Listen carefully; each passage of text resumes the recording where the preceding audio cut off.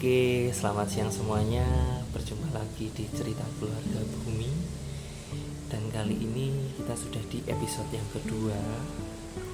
Di sini saya memberikan judul untuk episode kedua ini dengan judul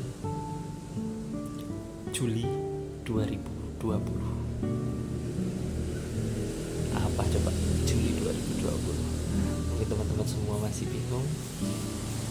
Oke, di sini intinya saya mau berbagi cerita untuk teman-teman semuanya. Dan kebetulan di video ini saya sendiri. Di sini saya akan menceritakan peristiwa yang terjadi di Juli 2020 untuk teman-teman semuanya. Oke.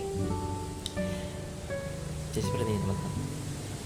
Di Juli 2020 itu saya mengalami peristiwa yang luar biasa menurut saya, dan ini tidak akan saya lupakan dan tidak akan kami lupakan untuk keluarga Bumi, karena ini adalah peristiwa yang menurut kami adalah peristiwa banyak makna, banyak momen, banyak sesuatu yang tersisa di dalam perjalanan hidup keluarga kami di keluarga Bumi ini sampai dengan detik ini teman-teman semuanya. Jadi di Juli 2020 itu saya secara pribadi pada titik atau pada saat dimana saya kehilangan kemampuan saya. Aku raiso opo-opo, aku gak ngerti, saya gak tahu, saya gak bisa apa-apa, gitu aja. Mungkin teman-teman bingung ya, bisa apa-apa ya. Jadi di suatu pagi saya bangun biasa, tapi ketika saya bangun kok aku malas nih, mau ngapain tuh aku malas. Terus kemudian saya beranjak ke dapur, saya mengambil minum. Nah, di sini saya mulai ada yang aneh sama diri saya. Kalau tadi saya sampaikan, saya merasakan saya tidak bisa apa-apa, ada ketidakmampuan saya dalam hal ini, yaitu untuk aktivitas minum. Minum itu kita mau melakukan apa sih? Iya, kita megang gelas. Ya, saya megang gelas itu saya tidak bisa. Saya benar-benar harus fokus. Ini aku megang gelas, aku mau minum. Itu aku coba untuk itu. Aku mau minum tuh aku harus benar-benar fokus sama gelasku dan aku nuangin air. Habis minum itu aku bilang sama istriku, "Mah, aku kenapa ya? Aku megang gelas aja harus mikir banget dan aku kok kayak ini lemes banget. Aku harus bener-bener fokus banget sama ini." Istri saya jelas bingung toh, pagi-pagi nggak ada angin, nggak ada apa. Nah kayak gitu. Udah, nggak digubris itu diabaikan ya. Istri saya mengabaikan, terus paling kenapa gitu. Udah, habis itu mandi, siap-siap bekerja. Tiba-tiba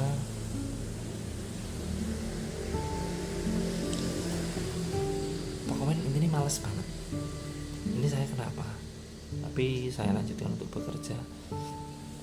Dan di tempat kerja saya kehilangan fokus,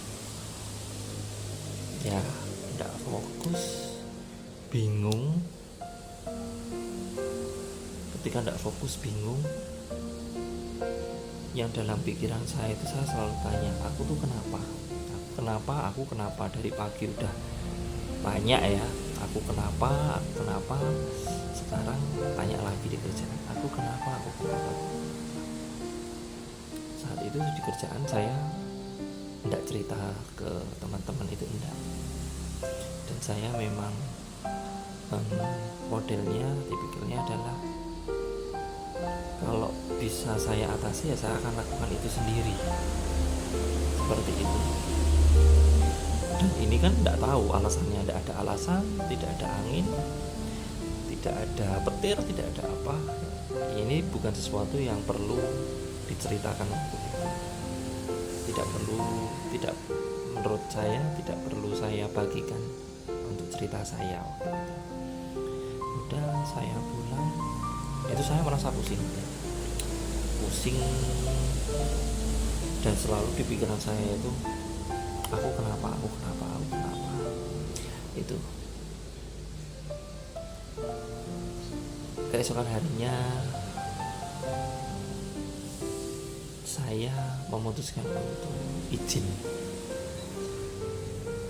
dan itu saya bilang ke istri saya, udah mama mungkin berangkat sendiri dulu ya, papa kayaknya tidak enak badan gitu. Ya, nah, di rumah itu ketika saya membersamai putra saya, Bumi, itu saya kok ini males banget. Saya juga nggak tahu, males banget. Lah aku tuh kenapa? Tanya lagi. Loh, aku biasanya tuh aku seneng main-main, aku seneng. Memang badan saya memang nggak fit gitu. Tapi saya biasanya tetap main sama anak saya. Jadi saya makan, minum obat itu sudah gitu. Biasanya siang itu udah enakan, ini enggak. Memang kondisi saat ini COVID atau pandemi itu luar biasa ya, yang terjadi di Indonesia luar biasa, dan dampaknya memang sudah sampai di tempatnya kami. Tapi saya benar-benar berusaha memastikan kita taat protokol dan lain sebagainya. Jadi ini sudah di luar pandangan-pandangan terkait dengan COVID dan lain sebagainya. Akhirnya ketika sudah mulai sore itu, iya kayaknya hari kedua itu saya sudah mulai masuk fase dimana tuh saya takut. Kenapa saya takut? Sekarang saya bisa menemukan jawabannya. Mungkin karena setiap waktunya itu saya bisa melakukan segala sesuatunya itu sendiri, mandiri, tidak bergantung dengan orang lain. Ini kok tiba-tiba saya tidak bisa melakukan, saya enggan melakukan, saya tidak bisa menemukan alasannya, maka disitulah timbul takut. Istilah takut di situ, dan itu memang benar-benar menyeramkan buat saya. Dari takut itu, kebetulan itu adalah minggu-minggu di mana banyak liburnya. Ada yang 1 minggu itu 2 libur. Akhirnya bisa dibilang ketika 1 minggu itu efektif masuk kantornya 2 hari kalau saya tidak salah. Itu pun ada fase di mana saya itu izin. Mungkin saat itu atasan saya juga nggak tahu ya, mungkin karena memang benar-benar sakit ya. Tapi sakitnya apa itu kan nggak tahu ya. Seperti itu. Memang ini awalnya saya simpan sendiri. Dan akhirnya ketika saya bertemu istri saya, cerita yang sesungguhnya ini mulai.